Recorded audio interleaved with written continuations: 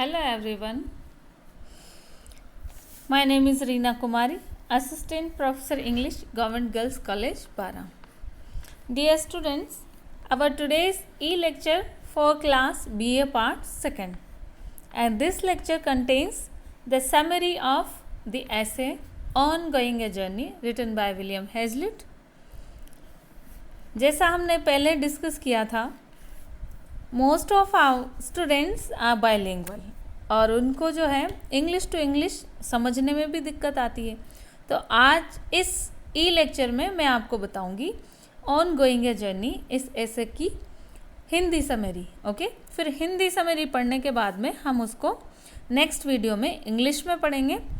तो सबसे पहले मैं बता दूं, विलियम हैजलिट का ऐसे ऑन गोइंग ए जर्नी, ये पेपर सेकंड का लास्ट ऐसे है। इसके बाद हम स्टोरीज शुरू करेंगे। ओके, तो ऑन गोइंग ए जर्नी ऐसे विलियम हैजलिट द्वारा लिखित, ये 1822 में न्यू मंथली मैगजीन में सबसे पहले पब्लिश हुआ।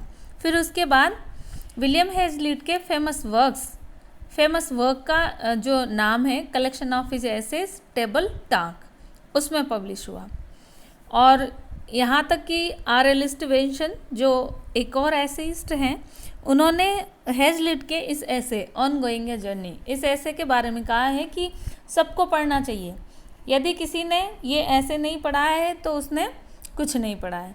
तो यहाँ हमें स्टीवेंसन के इस कथन से ये ज्ञात होता है कि किस तरह से इस ऐसे की इम्पोर्टेंस है। जैसा हमें टाइटल से ही पता चलता है, ऑन गोइंग ए जर्नी, मतलब यहाँ इस ऐसे को हम 3 या 4-5 पॉइंट में समझेंगे, पहले हिंदी में, फिर उसके बाद अगली वीडियो में हम इसका इंग्लिश में देखेंगे। ओके, तो यात्रा पर जाना, सबसे पहले जो यहाँ पे विलियम हैजलिट ने बताया है कि यात्रा पे जाना जो है वो सबसे प्लीजेंट थिंग है।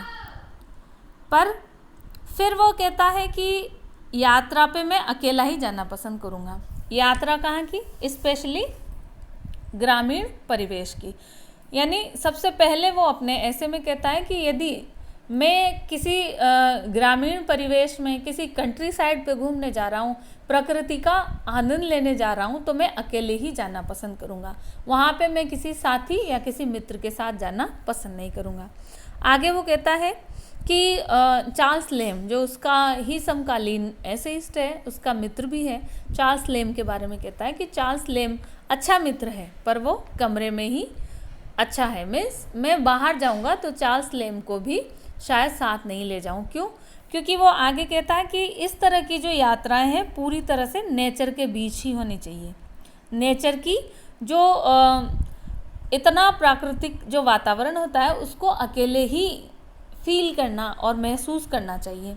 वहाँ पे आपके साथ में यदि कोई साथी आता है तो शायद वो आपकी उस नेचुरल ब्यूटी को फील करने में कहीं ना कहीं बाधा बन सकता है। क्यों? क्योंकि हो सकता है कि आप जिस चीज़ को देख रहे हैं आपका मित्र उस चीज़ को नहीं देख रहा हो, जो दृश्य आपको अच्छा लग रहा हो वो आपके मित्र को अच्छा नहीं लग रहा हो।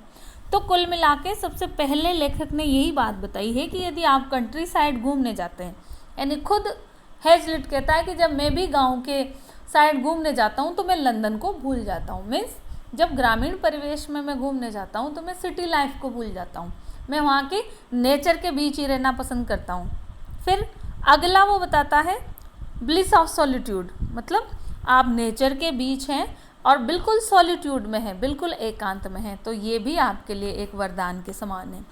तो ऐसे मौक़ों पर वो कोई साथी नहीं चाहता, कोई मित्र नहीं चाहता, अकेले ही जाना वो पसंद करता है। हाँ, ये कहता है कि कॉलरिज जैसा, अब वो जब वो नेचर के बीच में घूमता है, नेचर को महसूस करता है, इतना फील करता है, तो वो यहाँ पे उसका जो समकालीन मित्र एक और है S.T. Coleridge, Samuel Taylor Coleridge, जो अच्छे कवि थे उस समय के, रोमांटिक एज के।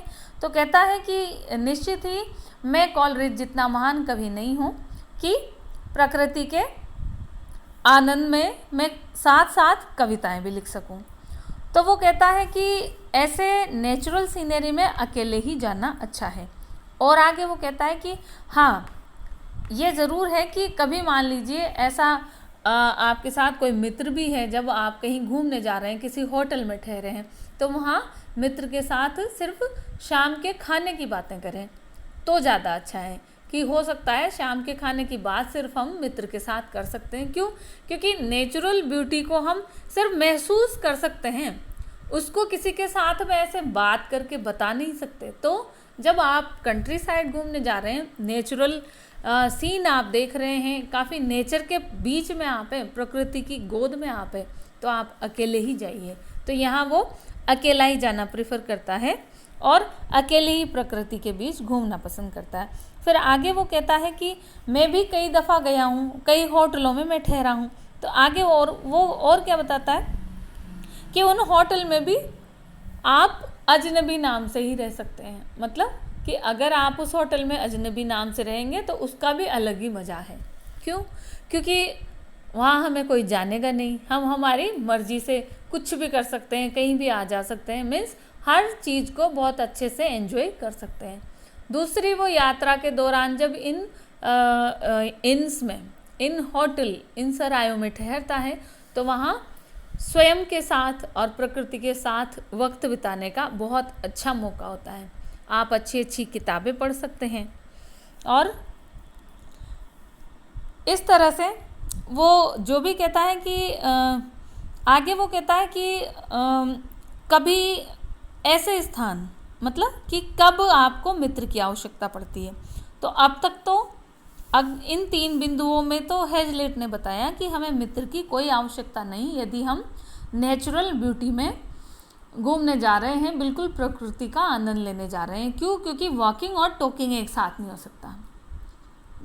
वॉकिंग और टॉकिंग एक साथ नहीं हो सकता। मतलब यहाँ पे हेजलेट को वॉकिंग के साथ साथ बातचीत करना बिल्कुल पसंद नहीं है। लेकिन अब आगे वो कहता है कि कुछ ऐसी जगह हैं जहाँ पे हम जाएं तो हम मित्र की आवश्यकता महसूस कर सकते हैं। जैसे कोई मोनूमेंट्स देखने जा रहे हैं, हिस्टोरिकल बिल्डिंग देखने जा रहे हैं, कोई भी ऐसी चीज़ें जहाँ पे आपको एक दूसरे से वार्तालाप करने की आवश्यकता है, उस चीज़ के बारे में एक दूसरे से डिस्कस करने की ज़रूरत है, न कि उसको फील करने की। तो आप निश्चित रूप से आपके साथ में साथी होना चाहिए, मित्र होना चाहिए। लास्ट में वो फॉरेन ट्रेवल के बारे में बताना चाहता है। फॉरेन ट्रेवल मतलब विदेश यात्रा। वो कहता है कि विदेश यात्रा के समय भी आपको मित्र की कंपेनियन की आवश्यकता है। कब? कि जब आप वहाँ की भाषा नहीं जानते हो। तो अंत में वो विदेश यात्रा के बारे में कहता है कि विदेश यात्रा करना अच्छी बात है, यात्राएं करना अच्छी बात है। It marks our memories. वो काफ़ी नई नई यादें बनाते हैं। हम यात्रा करते हैं नए नए स्थानों की, तो हमारी पुरानी यादें मिटती जाती है और नई स्मृतियाँ हमारे मस्तिष्क में बनने लगती हैं। तो यात्राएं अच्छी हैं, वो हमारी मेमोरी में कुछ नई स्मृतियाँ अर्जित करती हैं।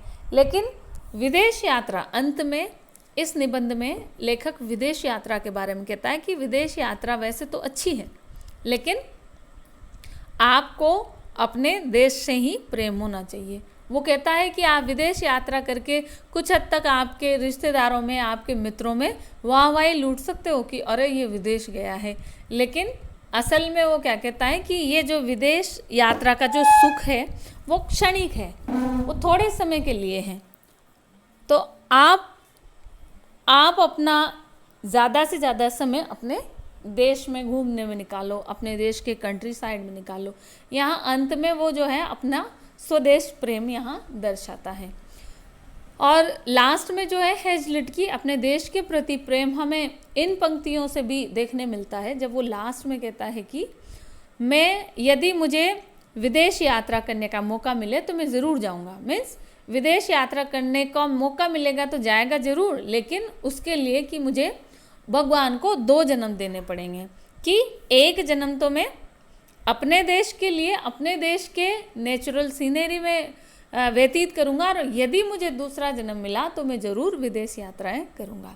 तो इस तरीके से ये ऐसे है on going a journey William Hazlitt का, जिसका शॉर्ट समरी हिंदी में मैंने आज आपको बताया। अब हम अगले वीडियोस में इसके 2 या 3 वीडियो, जो भी अपकमिंग वीडियोस हमारे होंगे, उसमें हम इस ऐसे को पॉइंट टू द पॉइंट पूरा इंग्लिश टू इंग्लिश एक्सप्लेनेशन इसका देखेंगे, समझेंगे। तो बने रहिए मेरे साथ with me in the next videos and enjoy your studies. Okay.